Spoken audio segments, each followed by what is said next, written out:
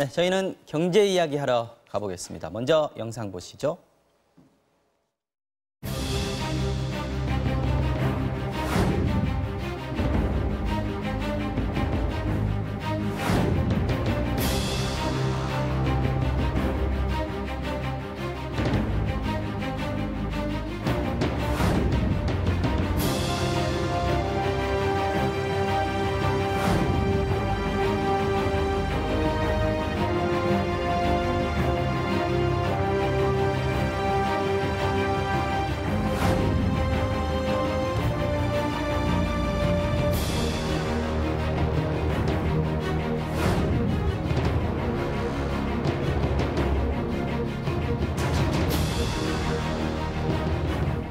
네, 조금 전에 화면에서 보셨습니다마는 국내 1위 배달앱 업체 배달의 민족이 독일 업체에 인수됐다는 소식. 이건 조금 이따가 보도록 하고요. 앞서서 한시의 국토부에서 부동산 대책 발표가 있었습니다. 먼저 알아보겠습니다. 박연미 경제평론가 나오셨습니다. 어서 오십시오. 안녕하세요. 네. 자, 우선 홍남기 경제부총리 주택시장 안정화 방안 추가로 발표했는데 발표 내용 들어보고 이야기 시작해보죠. 첫째, 금융대출이 투기 수요의 자금 동원 수단이 되는 상황을 원천적으로 근절하겠습니다. 둘째, 다주택 및 고가 1주택 보유 부담을 획기적으로 강화하고 양도세 혜택을 엄격히 제한하여 불로소득에 대한 기대이익을 원천적으로 차단하겠습니다.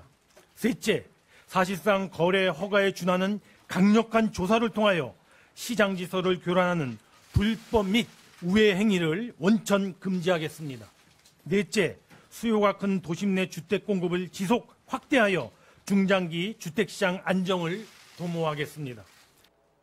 자, 넷째까지 들었는데 크게 보면 한 3가지 정도 아닌가요? 어떻게 정리하셨어요? 일단은 민간택지 분양가 상한제가 적용이 되는 지역을 확 늘리겠다.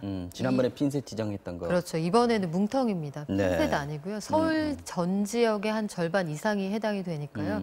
그리고 종부세, 네. 이른바 보유세를 강화하겠다. 마지막으로는 웬만하면 비싼 집에는 대출을 해주지 않는다. 이렇게 크게 세 틀인데 네. 종부세율부터 보면 네. 일반 주택의 경우에는 최대 0.3%포인트까지 3주택 이상이다. 아니면 조정지역 내 2주택 이상을 가지고 있다 하면 최대 0.8%포인트 이상 그 종부세율이 올라갑니다. 네. 세금을 더 무겁게 물리겠다는 거고요. 이건 보유세에 관한 거죠? 그렇죠. 그리고 대출도 막습니다. 네. 일단 투기 지역이나 투기 과열지구 안에서는 담보 인정 비율, 이른바 LTV라고 LTV. 하는 게 네. 현재는 40%까지 인정이 되는데 이걸 시가 9억 원 이상의 비싼 집이다 하면 단계적으로 대출해주는 폭을 줄이고요. 15억 원 이상의 그 아주 비싼 가격을 가지고 있는 집은 주택담보대출을 안 해주겠다. 또 나아가서는 시가 9억 원 이상 집을 갖고 있거나 네. 아니면 그 이상 되는 집을 사기 위해서 전세 대출을 받으려고 하는 고수요는 원천적으로 대출을 안 해줌으로써 막겠다. 이런 내용이 포함이 돼 있습니다. 이게 갭 투자는 원천적으로 안 된다라고 얘기를 했는데 실제 이 대책으로 갭 투자는 아예 없어지는 겁니까? 글쎄요, 뭐 실질적으로 이게 갭 투자를 완벽하게 막을 수 있을 거냐 그건 모르겠습니다만 대출을 안 해주면 일단 여유 자금이 없는 경우에는 네. 그럼 현금 부자까지는 어떻게 할 수 없고요. 그 경우에는 이른바 꼼수 대출을 통한 갭 투자 수요는 좀 막을 수가 있을 것 같고 퇴로도 마련을 합니다. 네. 다주택자들이 양도세를 무겁게 물릴 경우에는 갖고 있는 집을 내놓기가 어렵잖아요. 그렇죠. 그래서 네. 양도세 얻어 맞을까 봐. 그렇죠. 내년 상반기까지 한시적으로는 일단 그 양도세, 그 특별 장기 보유에 따른 네. 최대 80%까지 세금을 깎아주거든요. 요걸 반년 동안은 적용을 해줄 테니까 보유세 무거운 사람들은 빨리빨리 내놔라. 이런 시그널도 충분히 주고 내년 있다고 상반기 볼수 6월까지 있습니다. 네. 내놔라라는 얘기군요.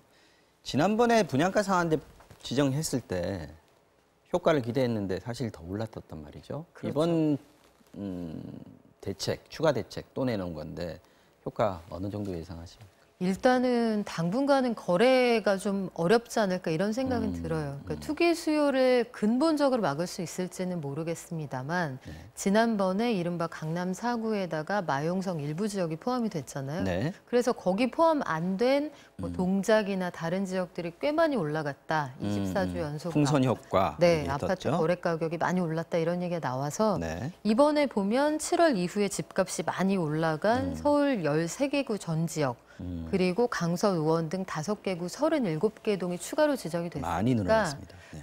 추가로 지정된 곳까지 합치면 뭐 거의 서울에 집 살 만한 웬만한 곳은 다 들어갔다고 볼 수 있거든요. 이게 기존의 집값을 끌어내리지는 못하겠지만 네. 당분간 상승폭이 크게 올라가는 거 요건 좀 막을 수 있지 않을까 이런 생각이 드네요. 지난번에 제외돼 가지고 약간 논란이 있었습니다. 과천하고 광명 특히요. 여기도 포함됐습니다. 그죠? 그렇죠. 자, 앞으로 또 추가적인 종합 대책 또 나올까요? 지금 몇 번째입니까? 지금 이게 저도 지금 하나하나 세봐야 될 것 같은데요. 이 문재인 정부 들어서 18번째 정책이고 사실 이번 정책에 대출 안 해준다, 세금 올린다, 분양가 상한제 적용, 민간택지 늘린다 다 들어있잖아요.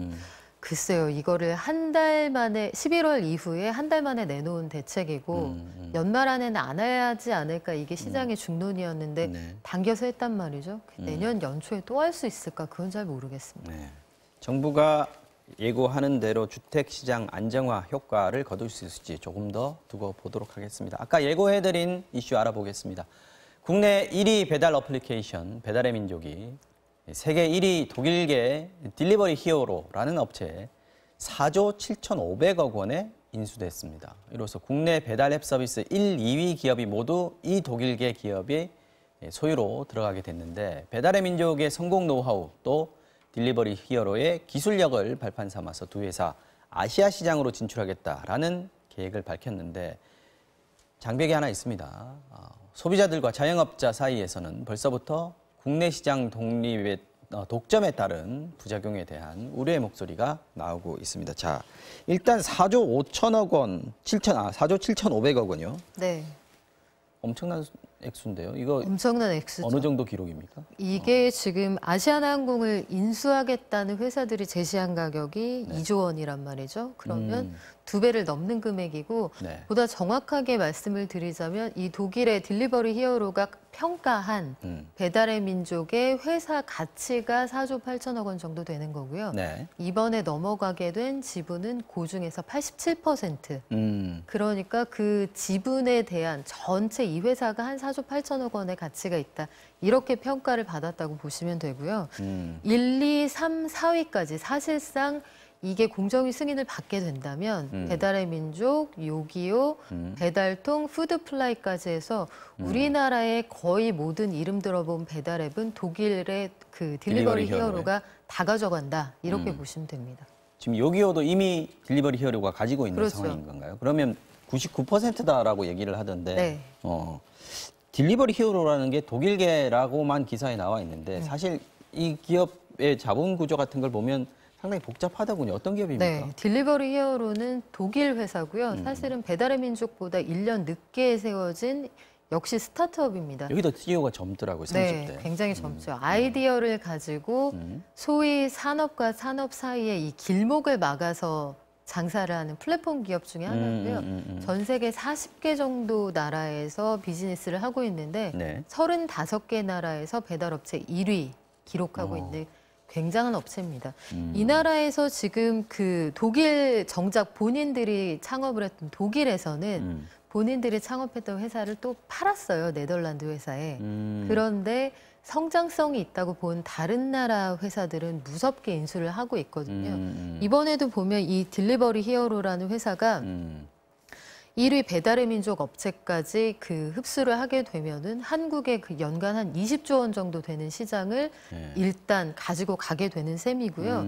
요 시장뿐만 아니라 한국이라는 IT와 배달 서비스가 굉장히 발달해 있는 그 한국 시장을 기반으로 해서 아시아 시장까지 확대해 나가겠다. 지금 저희가 그래픽 보여드리고 있는 것처럼 진출국이 굉장히 많죠. 싱가포르, 파키스탄, 뭐 라오스, 태국에 이르기까지 굉장히 다양한데 저 시장까지 공략하는 교두보로 삼겠다 이런 계획을 가지고 있습니다. 지금 그 김봉진 현 대표요. 네. 이 김 대표를 우아 DH 아시아의 대표로 네. 한다는 조건이 붙어 있다라고 하던데 그렇죠. 그러면 그 노하우를 지금 아시아 시장으로 지금 확대시키겠다라는 의도를 명확하게 한 거네요. 네, 5대5로 투자를 해서 그렇게 하겠다는 건데 이 김봉진 대표를 특히 높이 평가한 이유가 네. 그 치열한 한국 시장에서 우리가 그렇게 쿠폰을 뿌려댔음에도 불구하고 요기요가 끝내 2위 업체에 머물게끔 했던 배달의 민족 운영 노하우를 우리가 높이 산다. 이 부분에 특히 프리미엄 한국에서 1위 했으면 세계에서도 1위 할 수 있다는. 그렇죠. 한국 배달 시장이 그 올해 경쟁률을. 기준으로 세계 3위 시장입니다. 네.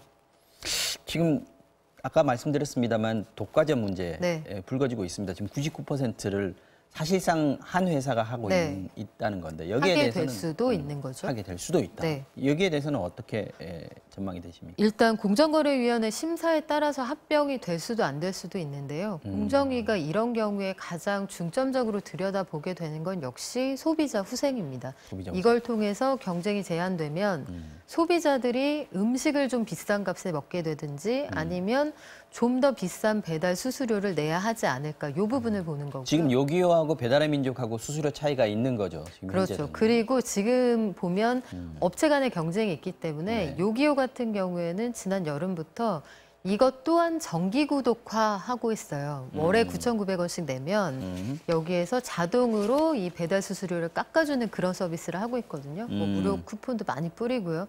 그런데 업계 1, 2, 3, 4위 업체가 다 한 회사 소속이다 하면 그러니까요. 굳이 그런 일을 하겠느냐 이런 고민이 하나 있고 또 한 가지는 지금도 음식값의 한 20% 정도를 플랫폼 업체가 떼간다고 하는데 수수료로. 같은 회사가 운영을 한다고 하면 자영업자들에게 떼가는 수수료율이 더 올라가거나 담합되지 않겠느냐 이 부분을 공정위가 걱정을 하는 거죠. 자영업자들이 우려하는 부분들도 좀 네. 이해가 가긴 하는데 혹시 뭐 자영업자들이 그런 걸 공개적으로 목소리를 내거나 하는 부분들은 반대입니다. 뭐라고 프랜차이즈 협회를 중심으로 해서 이렇게 되면 네. 가뜩이나 플랫폼 업체들이 거의 횡포에 가깝게 떼어가고 있는데 이거 수수료율이 더 올라가거나 담합될 소지가 다분하다. 그리고 네. 또 한 가지 반대하는 축은 어디냐면 여기에서 위탁 계약으로 사실상 자영업자처럼 배달을 하고 있으나 네. 실질적으로는 플랫폼 업체에 고용돼서 일하고 있는 이 라이더라고 우리가 부르든 네. 배달해 주시는 그 기사님들 라이더 유니온 있죠. 네, 이런 분들은 업체들이 사실상 한 회사 소속으로 되면 처우 개선에 나설 이유도 없고 배달 수수료를 우리에게 좀 더 올려줄 이유도 없다.